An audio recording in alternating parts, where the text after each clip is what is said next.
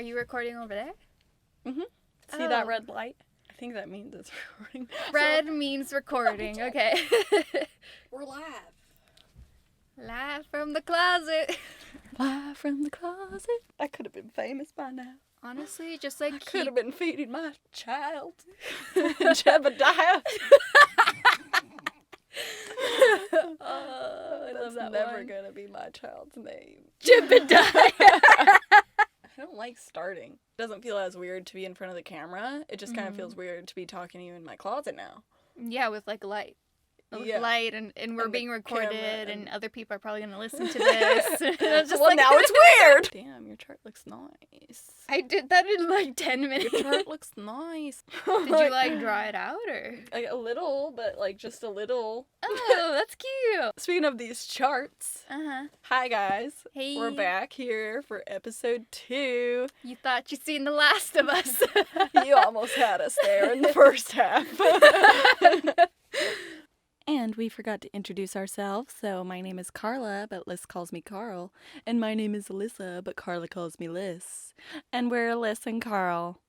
If you watched last week's episode, Carla, you talk a little bit more about it, but we did the Ikigai chart practice to kind of like, what was it for? Like to find one's like purpose or what they should be doing in life. Yeah, it's kind of the key to having a long, fulfilling life. And so you basically create this chart and answer these 4 key questions.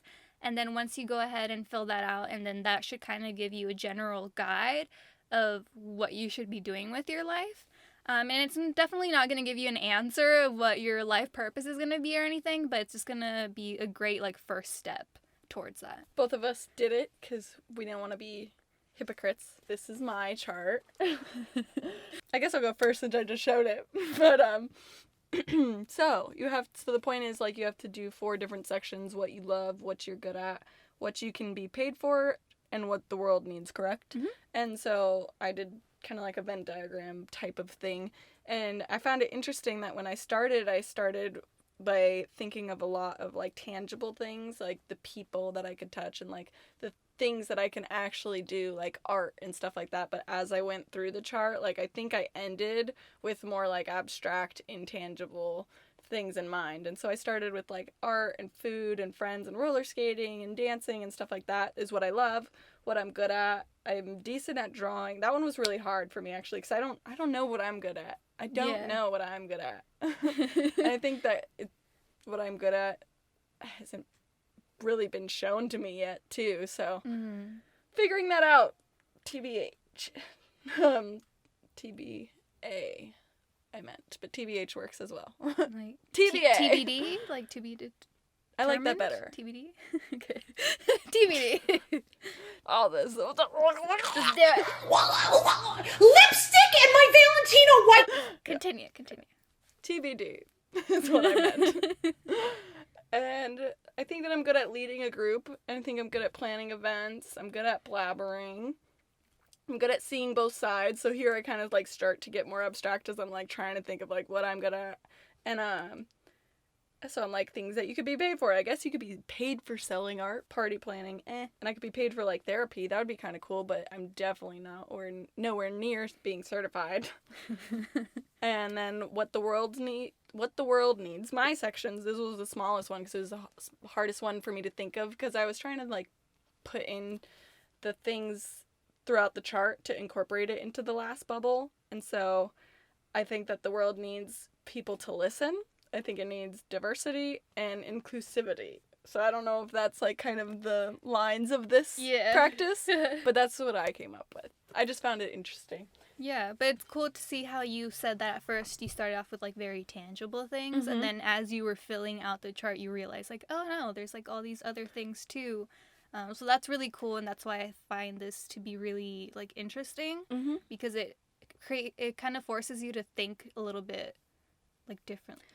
No, I agree with you because I think the one that really stuck out with me was like what the world needs, inclusivity, and I'm like I definitely agree with that because I think everyone's life, they need that a little bit more or need to give it or they need to gain it. They might feel like alone because of it. They aren't being included and stuff like that. And I think that I'm good at, that's one of the things that I'm good at doing, like planning events and like bringing new people together and like creating new a friends community. and yeah. And I was like, oh, that's cool. Maybe I can take that idea of inclusivity and like move with that abstract topic rather than like being like, I'm good at bringing people together, because that's more physical and like, oh, inclusivity can be so broad.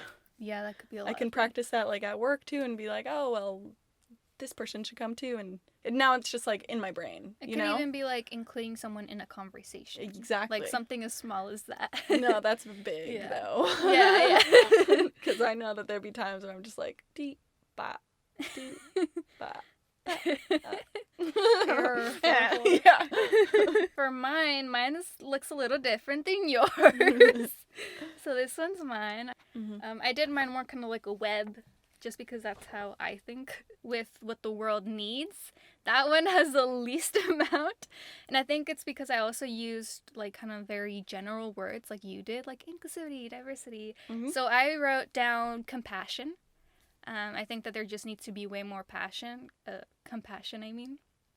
I wrote down action. Needs to be more passion, too. Yeah, I mean, yeah, passion, too. I wrote down action, and in that one, I also am referring to kind of, like, speaking up more. And, I think, especially, like, with today's climate and what's going on today, not a lot of people and that's something else I wrote down, too. I wrote down justice. And I think definitely that's what the world needs, is we all need to use our voice and feel confident in speaking up about our beliefs. The world needs to keep an open mind, because throughout our entire lives, people are always going to have different opinions and different beliefs. And that's okay. It doesn't mean that one person is wrong and someone's right. It just means that we're different, and everyone just needs to keep an open mind. And then the last one that I wrote for what the world needs is that we all need to be taking care of the earth more, because I think that's something that's huge that we always forget about. It's just that the earth is dying, the animals are dying, nature is dying, and we need to take care of it because this is our home essentially, and all the petty things that bother us on a day-to-day basis don't matter if like our home is like dying. For what I love, the first thing that I wrote was nature. I love being in nature. It just makes me feel at peace. And then aside from that, I put travel. I don't travel that much, but when I do, I love it. Mm-hmm. I like just trying new things, and that's something else that I put on my chart, is trying new things. Whatever that is, whether that's food or going to a new place or just doing something in a way that maybe I've never done it before. I love doing that. I wrote down music. And then specifically, I don't know why I wrote this, but I put late night drives. I love late night drives. Oh, me too. There's just something about late night drives and just like blasting your music and just like looking at the city and like, I don't know. It's just like a moment. It's an experience. And I love that. And it was just real nice getting to look out the window, ain't it? For those of you that don't know, I don't drive. But I like when other people do it, because then I just get to like lean back. She gets to live her main character life. I get to be like that movie character that like looks out the window, follows the raindrops to the corner of the window. Yeah. So get to live my best life. I put that I love art, and I love all kinds of art. I put mostly again music, because I consider music to be art.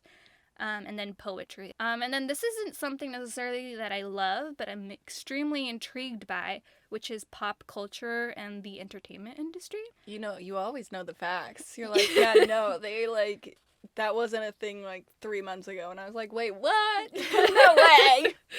Yeah, and I don't know, it's just something that I've always loved keeping up with. For what I'm good at, this one was hard too, because I kind of had to be a little like cocky. I was like, what am I good at? But also I found these 30 things. So what I put at is writing. Fun fact, I used to always try to get you to edit my like rough drafts in high school. I'm like, oh, I gotta pick someone that knows how to do this. Oh my gosh. But yeah, I love writing. And then I put listening. I love listening. I love when people come to me for advice. And then I put performing. I used to do theater. That's actually how me and you met, in theater class. But I like doing that. I like being on stage, being in front of a crowd. And I've always felt very comfortable doing that. Like a new person. Yeah, but it's something that, I don't know, I never thought about actually pursuing, but thinking maybe I could do that, maybe. And then the last thing that I put that I'm good at is organizing. Not so much like my life. I like doing like Pinterest boards. I like to organize any like app or website that allows me to organize anything. Like on Instagram, I have like all of my little collections or whatever they're called. Oh, like the saved pictures? Yeah, Oh like my when you gosh, save a I have them post. like in all saved, and I'm like, What? You just have one? Yeah. No, I have separate ones. No. On all of those, I all have like organized boards of everything that I like. So like on Instagram, I'll have like a whole thing of just makeup tutorials, of recipes, of workout videos, and like funny things to watch when I'm sad, like just little things like that. And then for things that I could be paid for, I wrote again writing. I put social media, just because I find that I want to express myself through all these other things that I've mentioned. And then I put again performing and art. And yeah, and that is my chart. And I was like looking more into the topic, and there's a book called Ikigai, The Japanese Secret to a Long and Happy Life. And apparently it's like 10 steps to figure out someone's Ikigai if they don't know. So step 8 was to take the time to appreciate the things that brighten up your day and make you feel alive. And I was like, I really resonated with that, and I was like, oh, I should do that. Because like even just simple things, like I love whenever the leaves like rustle in the trees and like some fall down, and it's so stupid and simple. No, I but, love like, when I'm like walking down the street and then you just get this like gust of wind. yeah, but you just kind of like, or you go about that thinking like, wow, that's pretty, or wow, that's not being like, wow, this is like a force. Like this is a I thing always that's remind happening myself like, to oh, me like I'm in this alive. moment. I can breathe. See, I don't do that. I'm like, Yeah. that's nice. Yeah, I take like a few seconds to just kind of like soak those 5 seconds in and be like, wow, like I'm so grateful. Like I get to experience these little things. And, Yeah. Yeah.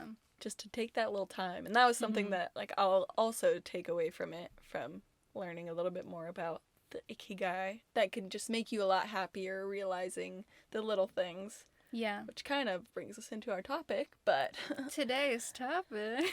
not until after our word from our jingle. Cue that now.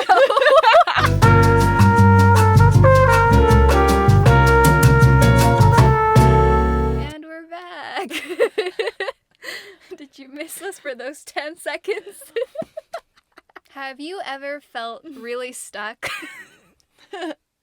Have you ever felt like you don't want to get out of bed? Do you have a million things to do, but you're not gonna do them?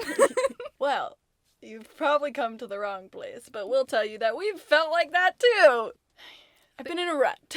Not lately, but if you listen to this episode and you conclude that maybe you are depressed, we're not the people to talk to about that. I think we're talking more about just a lack of motivation that could lead to depression. Yeah, well, I like to call it being in a rut. So a rut for me is like being stuck in a place that you don't necessarily want to pull yourself out of. You can't really do it until you are ready to do it, and that's the shitty part. You don't want to feel that way. You don't want to feel like you don't want to do anything, you don't want to get anything done.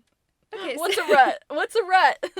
Okay, so being stuck in a rut, picture you being like stuck in a deep hole underground, and you don't know how you got there, and you don't know how to get out, and you know that you want to get out, but you don't know how, and no one's helping you. And the thing is that no one's helping you because you actually dug that hole yourself. And now you have to figure out how to get yourself out because you put yourself in that hole. Now you have to get yourself out. Claps for Carla. Whenever I felt stuck in my life, because I felt stuck multiple times in my life. It's never just been like one time. It comes and goes. And sometimes you know it's coming and you're like, fuck. Yeah, you start to feel it. Yeah. And whenever I feel stuck, I've always kind of tend to put the blame on other people. Think like, oh, well, if this person wasn't a bitch today, I would have gotten my work done. Or if, I hadn't, like, lost my keys, I would have been at home chilling right now. Or, it's easy to put the blame on other people for, like, the little nuisances in your life. But then you kind of have to realize that most of the time it's your mindset, and you have to make that change for yourself. And then, you're slowly but surely going to get yourself out of that hole. It definitely takes time, and it's not going to be easy. But I think the first step to getting yourself out of a rut is identifying what the problem is. So for me, the way that I identify is, again, like what we talked about in the first episode about your purpose and all of that, is you have to ask yourself all of these questions, and also realizing and accepting that something in your life is wrong and you're going to have to make a change. Yeah, and sometimes it could be like a slight change and that's all you need to like move forward, because for me, I know that like if I've ever felt like that, I'm like, it's like just a day to day, and I'm like, oh wow, I'm like, what is this life I'm living? It seems so, I hate this word, it seems so trivial. You don't want to do the simple things, and so yeah, I think identifying the problem is definitely key, but I would say that for me, a lot of times I've just kind of like felt that way and I couldn't identify why. I never usually actually think of it being like another person's fault. For me, I usually always am like, wow, I'm doing something and I don't know either, and I'm like upset because I don't know what I can do to fix it, because I'm like, wow, I'm stuck here with me, you know? Yeah. Or I know what I could do and I'm just like not ready to, or not motivated to. Yeah, I definitely do that too, where I kind of pity myself too, where I'm like, oh, well, I'm stuck. I do that too. It's just normal. It's a natural human reaction, I think. It is, but like I just really, like, for me personally, just for doing it so many times, it's like I really need to like find a way to just like snap out of it and be like more productive. So that's what I try to do.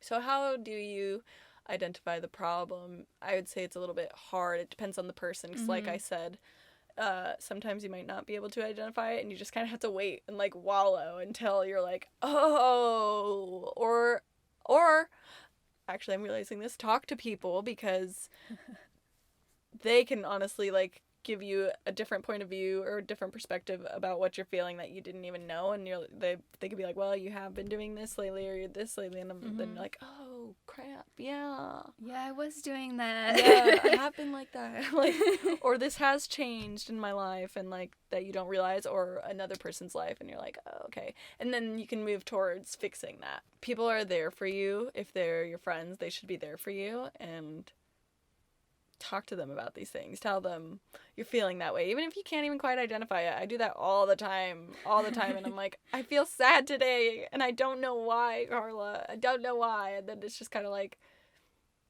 I'm like, okay, let's drink about it.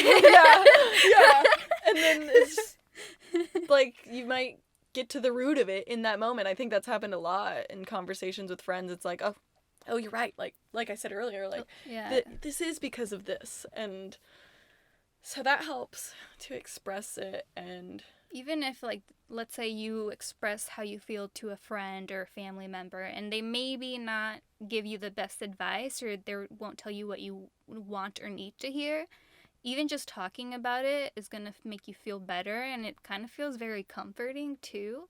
And maybe while you're talking about it, it'll help you mentally kind of untangle your own thoughts.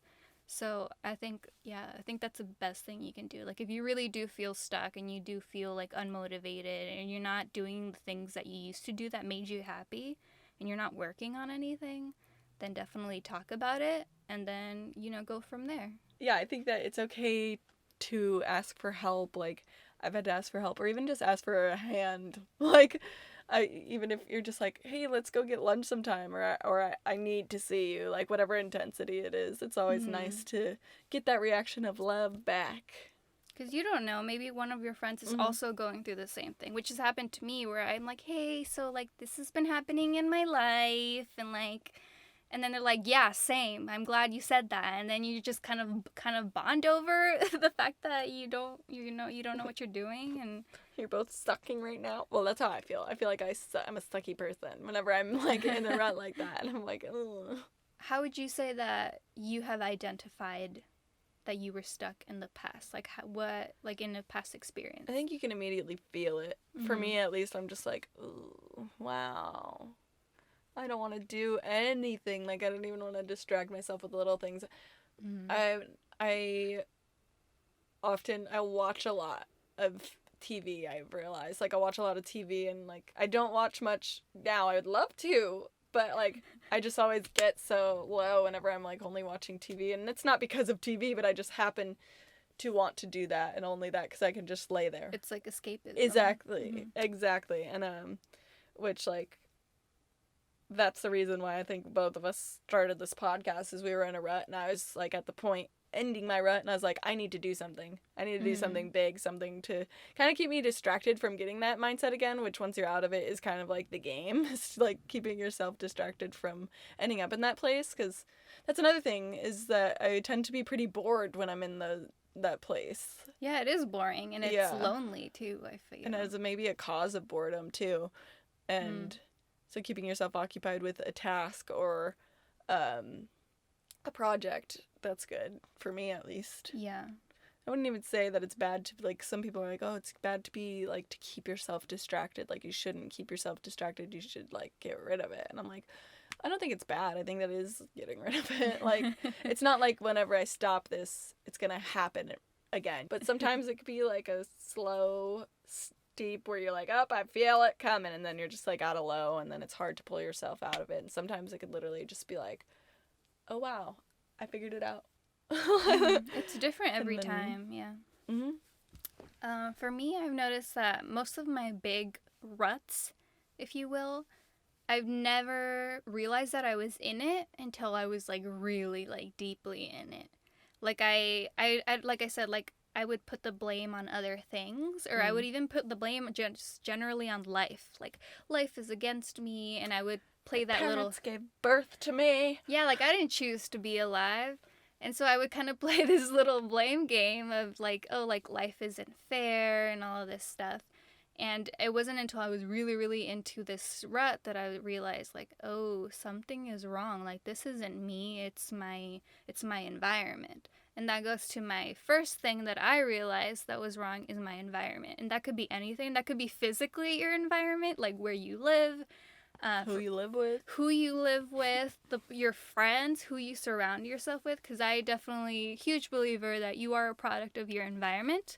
Like, attitudes are contagious, like those posters you saw in elementary school. They're real. Yeah, they make sense.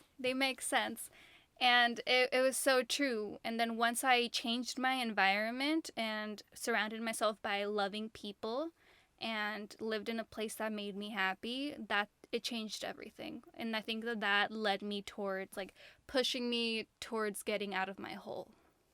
On the point of, like, identifying what's wrong too, I think for me it helps too to think of why I need to pull myself out. Like, not what it is that's causing it, but what reasons do I have to pull myself out of it? I'm like, oh, my cat needs my attention. My friends would probably appreciate my presence. And, like, this needs tending to. This project needs to be finished. I hate that I don't finish projects. I start, like, a lot of big projects and I don't finish it. That's a good way to pull yourself out of a rut. Finish a project that you've been, like, working on for a while, and that's helped me a lot. But it's also a problem that starts a rut too, if I, like, have a problem that I just see every day. I think you mentioned something about, like, a reason, and that's something that I think was huge for me too, that I didn't even remember until you mentioned that, was having a reason to keep moving forward, because not everyone has that, or maybe you do and you just haven't identified it yet.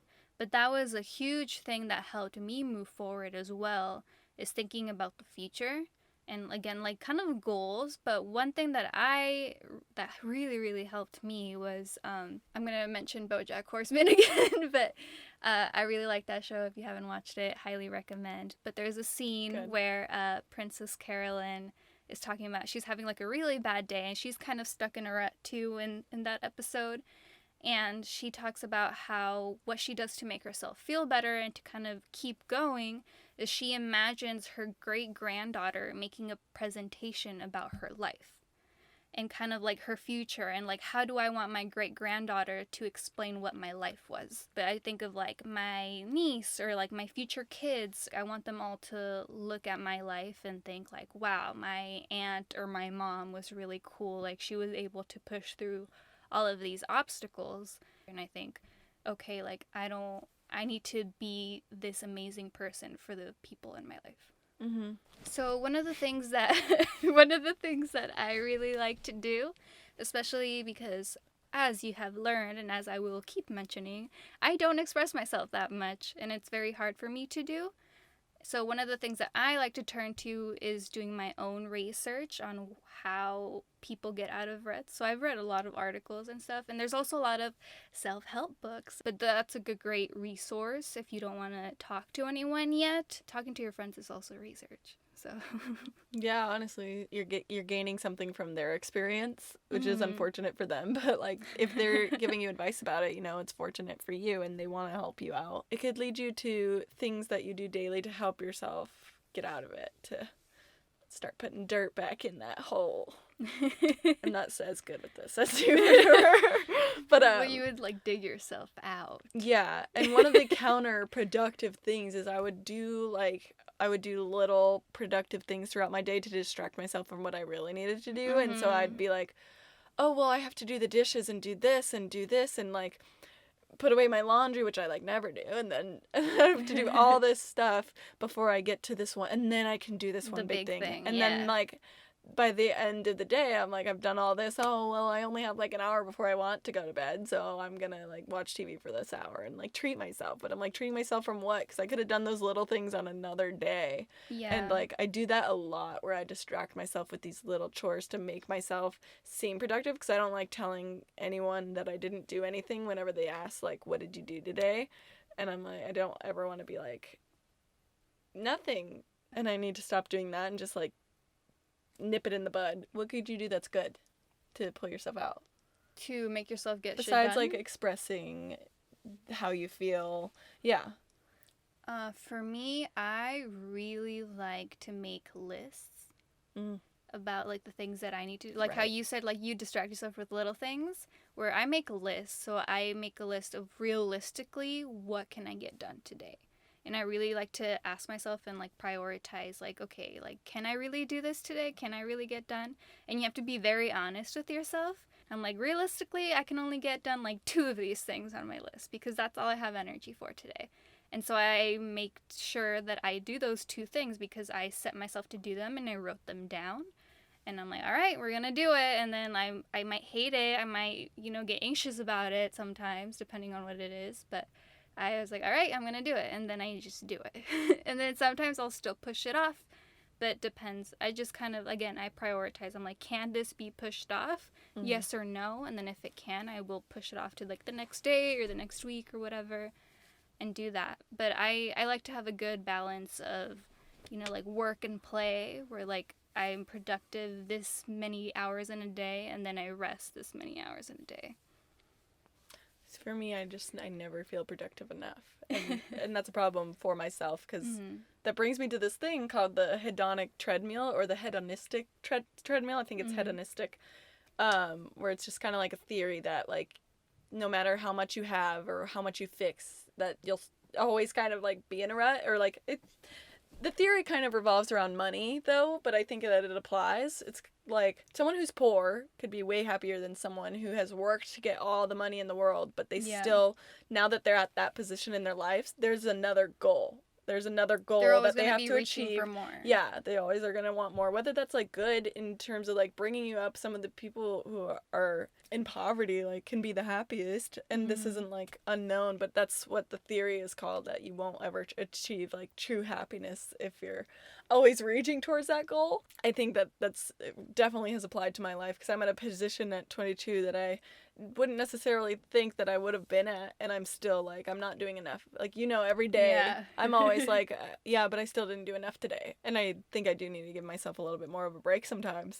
Yeah. To like kind of just sit in the happiness or sit in the little things that I did do, rather than being like, well, there's still this and this, and that's why like lists don't work for me. I love a good list. I was gonna be like, I fucking love a good list, but I'm not that passionate. Maybe I am. I'm not practical about it. I'm like, these are all the things I have to do. I'm gonna use this list and then end up holding on to it for a year. Yeah. I'm like, yeah, that's too much thing. So that's why I've kind of strayed away from making a list, unless it's like digital, because then I can easily delete shit. But like, yeah, no, I feel that. But and I think you're good about being like, no, this is my time of rest. Like, I'm not. Yeah, and back to your hedonist treadmill thing. Hedonic. I think it's like hedonic or hedonistic. Okay, so back to that. It made me think of this practice, I guess, or I watched this YouTube video where they were talking about like how to learn to be happy and how to be happy with what you have. And the honest answer to that was like, just be happy. Like, just decide to be happy, like right now. Just decide to be happy now, because there's so many people that are like, oh, like, I'll be happy when I get a job promotion. I'll be happy when I get a raise. That's exactly what it is. I'll be happy when I find that perfect relationship, that perfect partner, when I get that big house with the white picket fence, like then that. When I have a baby with that, like, yeah, and it just goes on yeah. and on and on, and you're like, well, I'll be happy when. And the thing is that you're not gonna be happy when. You have to choose to be happy now, because, or else you're just never gonna be happy. And this is something I've realized, I think, in the past couple of years for myself, is like really appreciating a moment with someone, or like a situation, like whenever something is said that like just kind of makes your heart skip a beat, or like something that you just like appreciate so much, you're like, wow, I didn't think those words would have come out of your mouth, or a situation that you did, like you've accomplished. I still haven't accomplished this, but it would have been a moment if I accomplished making that frickin' flan. You tried to make that? Like twice. I thought you were just like pushing it off. No, I've tried. You doing that. It would have been a moment. Now it's a moment for the negatives in my life. And I still can't do it clearly because I'm having a 5-minute tangent about it. Next episode, Alyssa's going to show us her flan. Dude, you guys! That's going to be one of my goals. Oh my god. What were we talking about? I forgot. So we were talking about like the hedonic treadmill and how like to be happy. How like wanting more is, I think it's good to want more, but just to like need more is maybe a little bit dangerous, because then that's where you get unhappy, and which brings me to like my conclusion of like the idea of being in a rut and stuff is like, don't try to reach perfection, just try to like recognize the moments that make you feel alive, and recognize the little things that someone might say, and think about what makes you happy, like living in this moment, and then hopefully that will distract you from thinking about what will make you happy in the future. It's good to think about, like, you obviously should have a plan, but I don't think that you should be living, well, you should be living towards it, but you shouldn't be living for it. Does that make sense? Yeah, no, yeah. That's what I was trying to say. And again, like, when you die, like, you're not taking anything with you. Like, if I was in my deathbed, I'm not going to be thinking about that trophy I won or anything like, or that certification or my degree. I'm going to think about the little moments. I'm going to think of me at the beach with my friends. I'm going to think about those nice words that someone said to me, or like that compliment that a stranger gave me. Like, I'm going to think of those little moments that make you feel alive. You're not going to think about like material things or your achievements. I'm definitely going to think of that 6th place ribbon from swimming when I was like 7. Ooh. That's posted on Facebook. I still have that ribbon just because it's so funny, and like I was so proud of it. But that's the thing, is that was a moment for me. I was just like, I got a freaking ribbon. Like, see, like, you didn't care about winning first place. Exactly. You were happy with just like getting recognition. And also trying to like lead a productive life. Like, you see these influencers that's like, I ate salad for lunch and then I worked out for an hour a day. Not that that's how they sound or anything, but you see that, and that's like kind of discouraging, because you're like, wow, I want to get in a routine like that and like look fit and like be tan and eat healthy, because I do think eating healthy is very important. It's just very hard, because I think it's good for your brain and your body and all that, but it's like, who even eats lunch anymore? Like, don't have time for that. That seems like such a far life for me to achieve, and trying to accomplish it right away is not going to happen. Like, take the little steps that you need to do so. Like, maybe get rid of sugar first, and that's it. Or dairy, or whatever it is. And then start implementing new, like, vegetables for me. I need to implement vegetables in my life. And I have. I like green beans now, Mom. Another major key thing that I think helps me get out of my ruts is little changes. The baby steps have their greater purpose. Yeah, eventually it'll all add up. Like, one of my baby steps was making my bed every morning, which is like so small, but honestly, like, it makes me feel so much better coming home after coming back from work, or just being out and about, to see like my clean, like, nice bed. Another thing that I do that's also little but means a lot to me and it works wonders for me, is I don't, like, whenever I want to have a productive day, I change into normal clothes. Even if I'm, like, not going anywhere, yeah. I will wear my jeans, I will do my makeup, I'll do my hair, I'll get all ready, even if I'm not going anywhere, but I'll get ready. This is facts. She's a witness. I don't like to be, like, hang around the house in, like, sweats or, like, PJs or anything. See, that is one of the parts of my day that I appreciate. And I'm like, I appreciate that I don't have to put on a booby trap. And I don't like to do that because it automatically makes me feel lazier. It makes me feel like, oh, sweats, PJs, that means we're not doing anything. And changing it to normal clothes is like, oh, okay, we're being productive, we're getting shit done today. It's taking those little steps, and I think that's what's important, is not putting too much on yourself, because I tend to do that, and it hurts a little bit inside whenever you aren't able to accomplish the things that you want to. Mm-hmm. Yeah. But aside from being productive, I think also knowing when to rest.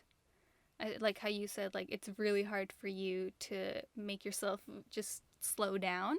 Mm-hmm. And that's something that I think I've been able to master throughout the years, because I think I had the opposite problems where I felt like I wasn't being productive, but I just didn't care. Mm-hmm. Like, I didn't care that I was being productive. Well, I get like that when I'm in a rut. Yeah. But then otherwise, I'm like, I can't get in a rut again. I have to do something. Yeah. But to me, it's like, I kind of, like, again, I try to make realistic goals for the day. And I'm like, if I can get one thing done today, then I had a good day. I try not to be too hard on myself with that. I'm like, you know what? I was able to, went to the grocery store. And that was my productive... Daily victory. My daily victory. It helps to write down your daily victories, too, just to see, like, your note... That has helped me notice the little things in my day. Because what if one day I really didn't do anything, but I still forced myself to write down a daily victory that I had, so that it would still remind me that something good happened today. Something good happens every day. Maybe I did yoga in the morning and I stretched, and that was a victory to me, even though it didn't affect anything else in my life. But to me, that was important because I'm taking care of myself and, like, my own mental health, and that in itself is going to work towards getting yourself out of that rut, because you have to take care of yourself too, not just the things in your life. Your should matter most. Like, I'm sorry, but I think in terms of your mental health and physical health, you should be the most selfish, because you're stuck with you for forever. You're stuck with that brain. You're stuck with that body. You're stuck with that face. Like, do what you want. Be selfish about it. Like, take care of yourself. Yeah. Please. Preach. Be selfish. Because you stuck with you. That's how you get. Like, you're living your life for you. Yeah. So. Like, and I always think about that. I'm like, it must be so weird to live life through, like, for example, through Carla's perspective. Like, oh my God. I think about this all the time. I'm like, they're an actual person and have personal thoughts like me. I do. Yeah. Like, it's so, I know it sounds so weird, but what we're thinking about, kind of just like, yeah, living life through another being. Even like a cat. I'm like, are you just like, fly, next task? Yeah. Like, what do they think about? Like, do they have fears and anxiety and, like... But yeah, I think about that all the time. I'm like, oh my God, I exist and other people also exist. And, yeah. And yeah. But truly, crazy. Our worlds do revolve around us, because we don't have the ability to do that. I don't have the ability to live through you. Zap into your body. And feel what you're truly feeling in a moment. But I have my own feelings and have to try to take care of those. But also, like, if someone like you or any of my friends or you would express to me that you were feeling some way, I would definitely be there to help you through it. Mm-hmm. Given what I just said. Like, I'm not going to be like, well, your problems are too big for me and my problems, so I got to look out for me. Like, because then I'm losing a friend, You don't want to be selfish in a bad way. But I'm saying in terms of taking care of yourself, be a little selfish. So, like, last week, we did, like, the Ikigai, and so we have a new, like, little thing we're gonna try, obviously more long-term, but, so I saw this, this exercise online that someone suggested, and it was to write down a list of things that would make you happy, or that you would be impressed by yourself doing in 3 years. Like, if in 3 years you reached, like, these ticks on your list, would you be impressed by that? And then to hopefully keep that and remember it and reflect on that in 3 years. Don't try to be like a billionaire in 3 years. These are realistic 3-year goals. And it could be even more abstract, like with the Ikigai. It could be like, be more inclusive, talk to more people, make a couple more friends, like things like that. Or it could be something that's more tangible, like I really want to get better at roller skating. I'm like determined that's not gonna ever be a hobby I give up. But we'll find out in the next episode. Yep. Which you'll find here on whatever platform you're listening to, probably YouTube still for now. But hopefully we're figuring out like the audio sources and whatnot, but we're taking baby steps with this podcast. Yeah, so yeah, hey. exactly. Honestly, and we're not beating ourselves. At least I'm not beating myself up too much about it, because it's a lot to start. Like, you're learning so much, but I like learning. So yeah, it's definitely a challenge, but it's like a good challenge. It's like it's exciting. So. It is for sure, and I like to do this. And yeah, but you'll be able to find us anywhere else in terms of not anywhere, but I guess Instagram, Twitter, the Talk. On the TikTok, YouTube, obviously. And anywhere where podcasts are streamed, potentially. Yeah. Yeah, so contact us. Let us know what you think about this episode. Any ideas, any feedback. Let us know about what's on your Ikigai chart. Yeah, we really would appreciate feedback, too. Just even if it's, like, sound quality, video quality. I know the video quality was bad in the first episode. But even if it's just, like, quality, or if it's quality of conversation, how we can be more conversational, this and that. Like, we would really appreciate any feedback, because we care about what y'all think. I know we shouldn't care about what people think, but we care, like, we want to cater to you guys if it's something that is worth changing. Like, become different people. I don't like you. Like, change yourself. Yeah. Oh, yeah. Please send us an email or something if you do this little exercise. It's one that I'm really excited about this week. I was excited about last week's too, but I was excited to find this one and look forward to it in the future. Granted, 3 years is a long ways away, but if we're still doing this, then we'll definitely reflect on it. For sure, it'll be an episode in 3 years. So thank you so much for watching again or listening again, and I hope this one was a little bit better. They're going to be better each time we do it, and we really appreciate you guys. Peace out, bros. Toad bones are like so small. I've been feeling my toesies because I'm like, I get anxious and I'm just so like, just touch play things. with Yeah, like, but really though, like underneath the ball of my toe, just like rub that in between your fingers for a little sec. I'm serious. Touch your toe? Touch my toe. Oh, my finger's wet. I'm just touching my can. This part? Yeah, like underneath the ball, like the bone. You feel Oh, that? like right there? Like your joint?